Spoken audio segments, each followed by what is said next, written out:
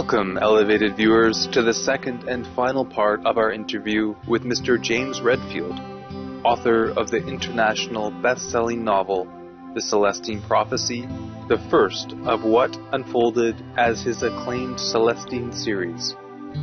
Seeking to record the ongoing transformation of human consciousness in our world, the Celestine series also includes the sequels, The 10th Insight, Holding the Vision, The Secret of Shambhala, In Search of the 11th Insight, and most recently, The 12th Insight, The Hour of Decision. As intriguing and adventurous as the volumes before it, The 12th Insight offers a new revelation at the current critical moment of human history. Mr. Redfield's writing has been seen as an important contribution to the New Age movement, a spiritual movement with dimensions in psychology, holistic living, and improvement of human consciousness.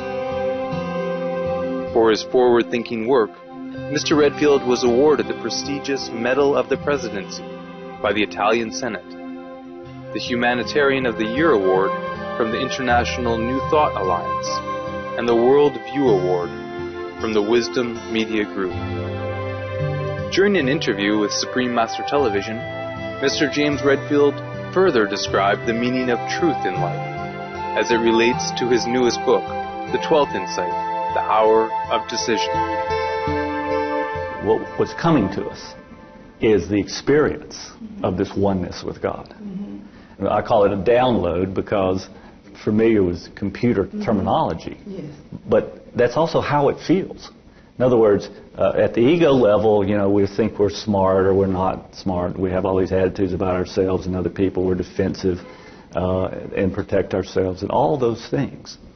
But what happens when we open up to a greater, actually half our brain, and when it begins to fire up, we download all this wisdom that comes from a higher self and feels as though we're guided in life and we're helped in life. And what happens is as we move into allowing ourselves to be guided, we realize that, especially to the extent that we can ground ourselves in truth, then the world begins to open up for us. And we discover this soul's urge, and we find out that we're being led into the exact right place to make a big difference out there in the world. There's a term you used in the 12th Insight, waking up from secular obsessions. Would you care to describe and comment on that? Yeah, well, we all have our addictions. There are all these built-in ways we distract ourselves from what's the real program of life, and that is to open up to a greater spiritual connection. I name them in the book, of course, and it's about 100 of them, I guess. It's all the things that we distract ourselves with, from shopping to sports to an obsession with religious doctrine itself rather than true religious experience. And especially food of all kinds, all the drug addictions of every kind. It's ways that we distract ourselves. So it's the higher self that has to come in with the information about the nature of spirituality. And you have to have enough time to do that. You have to meditate, pray. You have to come back to this truthfulness. Our egos don't want to open up about our lives because the ego thinks it'll get criticized or somehow be endangered.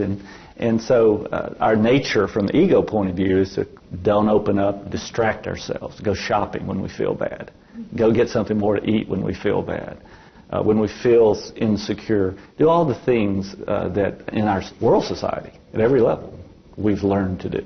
Have you found many have simply opted for the concept of a new spirituality? It's definitely becoming more lived. So it's happening outside of religious doctrine altogether in many cases. But the important thing to understand is that it's happening across all religions at the same time. So churches that prosper are those that talk about the authentic spiritual life, not just the intellectual understanding in that religion or church. When we start to focus on the authentic spiritual life and how that feels, we realize it feels the same across all religions because it's authentic. We're all the same. That's why what's happening is a unity consciousness. We're all souls, and the more we focus on that, the more we realize that all the other differences that we might have thought we had with people begin to fade away.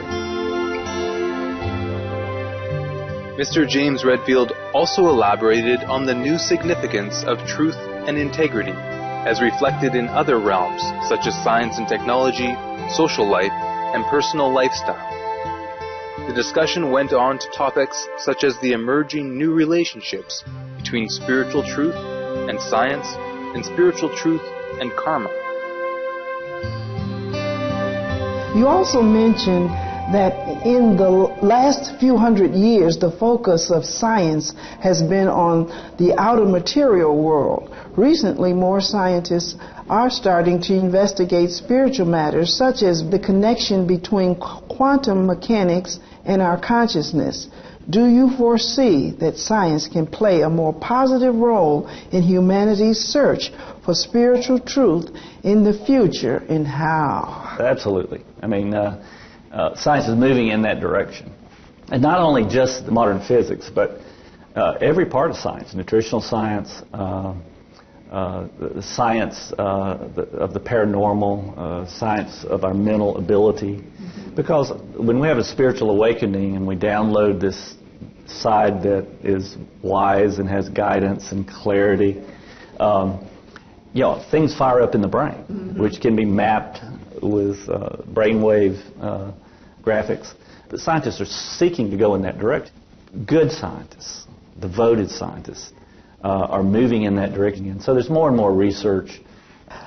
You talk about karma. What is your take on that? Well, I truly believe that we're understanding karma finally for the first time. For the first time. Now, if you look at all the polls, everybody believes in karma. I mean, worldwide, it's like averages 89 to 95% of the people. If you ask them, is karma real? Using the idea of what goes around comes around. The answer from everybody is yes, absolutely. Because why? They've seen it, and guess what? They've also experienced it. So here's how it works, I believe. One, the truth activates karma. So if we tell the truth in the service of other people, in other words, we're trying to give them the best truth we know, knowing we don't know all the truth. Here's what my life's about. This is my dream. And what occurs is the karmic response is that we draw into our lives people that do exactly that. That we draw into our lives that people who reflect the way we are, not as punishment, but to show us how harmful it is to other people to tell half-truths. And what happens is that can help us recognize that doesn't feel good to do what I do, and we can move toward telling the radical truth and centering in truth and following intuition again. So you see how it works. As soon as we start telling the radical truth in service, we begin to draw people who arrive in our lives to help our dreams come true. And it's as simple and as difficult as that. You mentioned in the book that food is the first level of energy we allow into our consciousness. Do you think the adoption of a vegetarian or vegan diet plays a role in humanity's evolution to a higher consciousness? Absolutely. Moving toward alive foods. And the more raw, the better. Because raw foods are more filled with light. You know, we have this glorious chlorophyll that's still there, all these enzymes that come from the sun, still in this plant. So I believe the movement is toward more green, more alive, raw foods in the diet in terms of helping us maintain this awareness. Because this is energy level we're talking about. And the first energy, as you say, is food. And there are a lot of problems out there with food. So what's the solution? Prepare your own foods from nutritious, organic ingredients. 90%, it'll change your life. Besides being a gifted and sensitive writer, Mr. James Redfield is also a filmmaker. He released a film version of The Celestine Prophecy in 2006. In addition, he edits and publishes the online Celestine Journal. He and his wife, Miss Sally Redfield, who is also an author of several books on intuitive living, co-founded a bi-weekly telewebcast, Global Prayer Project, that offers collective prayer and meditation. Every 2 weeks, we meet And there's thousands of people across all religious persuasions. The only prerequisite is that we believe in the one God of love that's within us. What we do is that we all just connect there. And then we uplift people by focusing on particular areas of crisis. Certainly we've been focused on Japan of late. We seek to, in oneness, connect with everybody. And in that oneness, envision that they're lifting into their own connection with the rest of themselves, which is God. Downloading their wisdom and intuition so that they can courageously act. That they turn on to their own connection, their own guiding wisdom in order to go do the best thing they can to help. Prayer and meditation as ways of downloading from God consciousness enable the true experience of oneness. According to Mr. James Redfield, the whole program for life, the whole purpose for history from the very beginning to right now has been to come to a unified understanding of how to live the spiritual life. Mm-hmm. One that's simple, one that's doable, one that we can prove to ourselves. That's the phase of growth that we're entering right now, in my view. That's the 12th instance. Thank you, Mr. James Redfield, for all the fascinating spiritual insights you have shared through your valuable books and this interview. We join you in looking forward to a time that all humans reconnect with God and live in truth, wisdom, and harmony. The book, The 12th Insight, The Hour of Decision by James Redfield is available at www.amazon.com.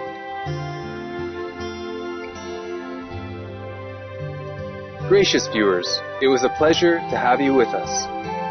May heaven's light brighten your life. For more details, please visit www.suprememastertv.com/EE.